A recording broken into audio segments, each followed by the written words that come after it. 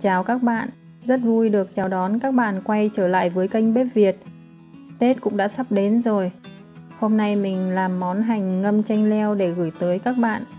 Đây là món ngon không thể thiếu của mỗi gia đình trong những bữa cơm ngày Tết. Món hành ngâm chanh leo này các bạn có thể ăn kèm với thịt nấu đông, giò chả hay là bánh chưng bánh tét cũng đều rất ngon. Nguyên liệu dùng để làm món hành ngâm chanh leo thì mình có ghi chú ở bên trên màn hình để các bạn tiện theo dõi.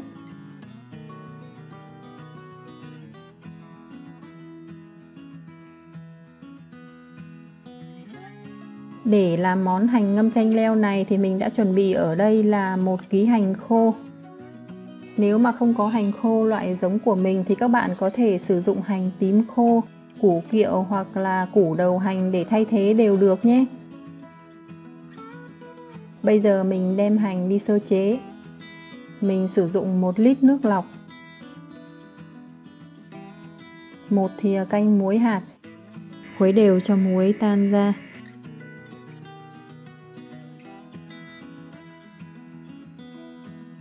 Mình cho hết hành vào thau nước muối này.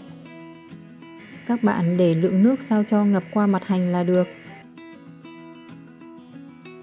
Mình để ngâm hành với nước muối trong khoảng thời gian từ 6 đến 8 tiếng, hoặc là các bạn để ngâm hành qua đêm đều được.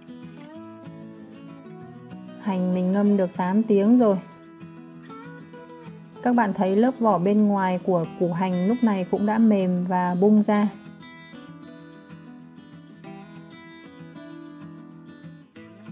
Bây giờ mình vớt hết hành ra rổ nhé.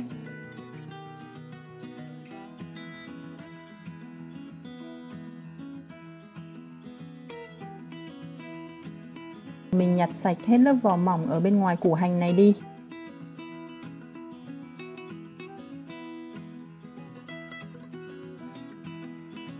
Cùi rễ này mình cắt đi nhé.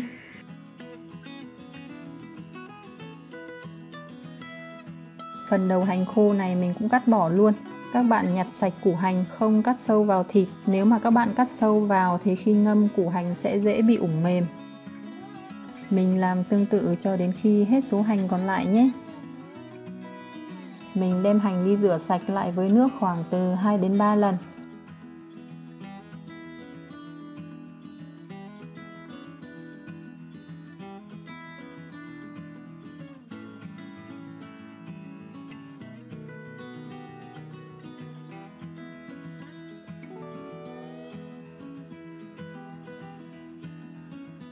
Mình sử dụng đu đủ non, loại mới hái còn nhựa.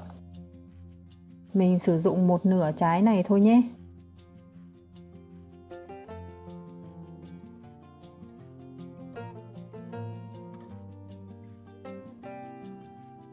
Cắt thành những lát mỏng. Mình cho hành vào thau. Cho hết đu đủ vừa mới cắt vào.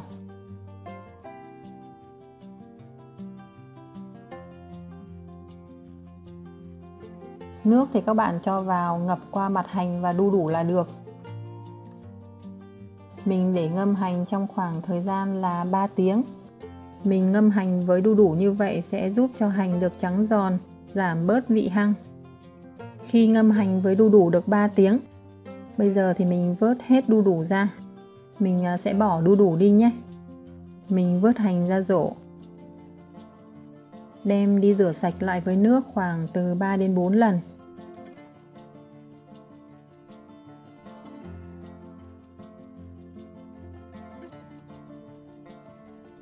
Mình để hành cho khô và ráo hết nước, hoặc là các bạn đem hành đi phơi cho héo một chút đều được nhé.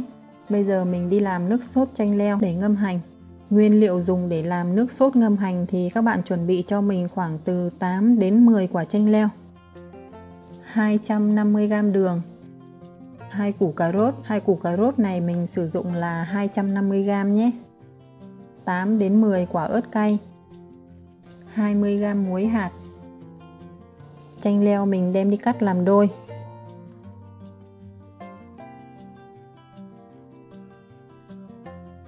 Mình lấy cái phần ruột chanh leo này thôi nhé.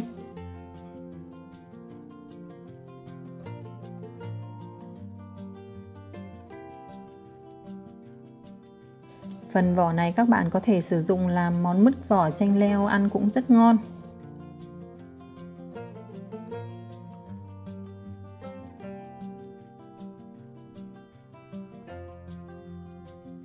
Mình cho hết phần ruột chanh leo vào cái quánh nhỏ này. Thêm 20g muối hạt, 250g đường. Cho lên bếp. Mình bật bếp để nấu với mức lửa nhỏ hơn mức trung bình một chút. Mình nấu cho đến khi thấy đường và muối tan ra hết.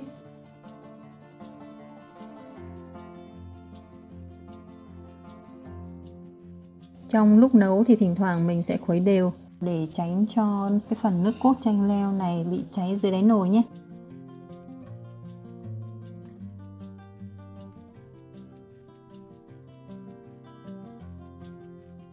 Khi thấy nước sôi, mình hạ xuống mức lửa nhỏ nhất để nấu thêm khoảng 5 phút nữa.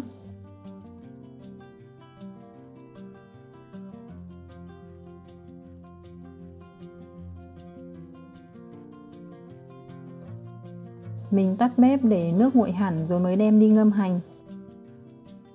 Mình đem cà rốt đi gọt sạch vỏ. Gọt xong đem đi rửa sạch. Cắt lát dày khoảng từ 0,5 đến 0,7 cm theo hình tròn. Các bạn có thể tạo hình bông hoa, hình tròn hay là hình vuông tùy theo sở thích của mình đều được nhé.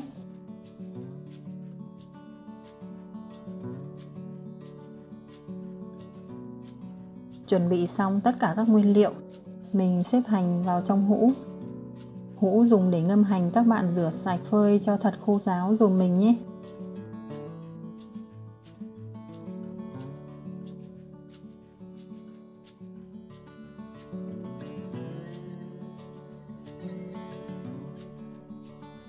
Xếp hành xong, mình thêm vài lát cà rốt.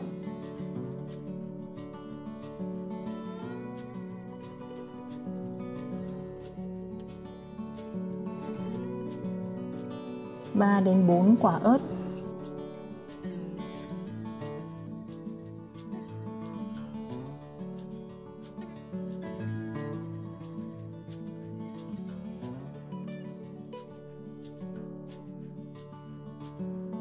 Mình cho nước sốt chanh leo vào hũ hành. Không thích thì các bạn có thể lược bỏ phần hạt chanh leo này dùm mình nhé.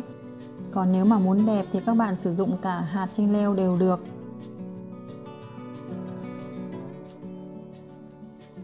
Các bạn cho nước sốt chanh leo ngập qua mặt hành là được nhé. 3 hũ hành còn lại mình cũng làm tương tự.